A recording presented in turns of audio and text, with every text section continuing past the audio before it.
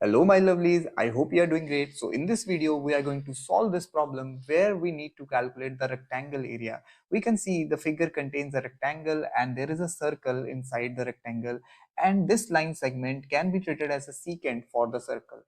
Now we need to solve for the rectangle area. Let's see how we're gonna do that. First of all, let's just name the figure. Now the very first step is that from point P, we are going to draw a line parallel to the side AB and CD of the rectangle and name this line as PQ.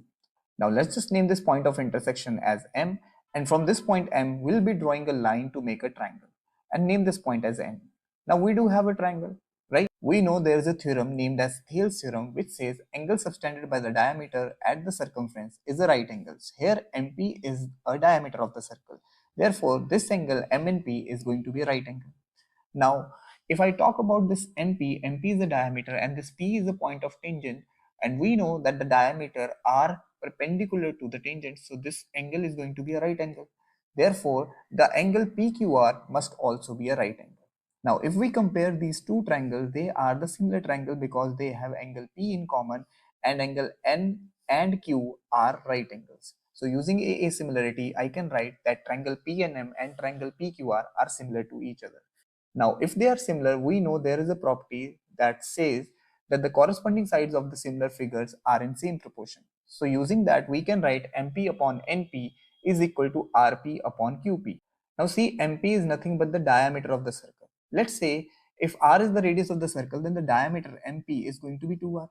What about NP? NP is 6. What about RP? RP is 5 plus 6. And see, what about QP? QP is nothing but this length. So this is representing nothing but the length of the rectangle itself, right? So we'll write QP as L. So we'll get 2R upon 6 is equal to 11 upon L.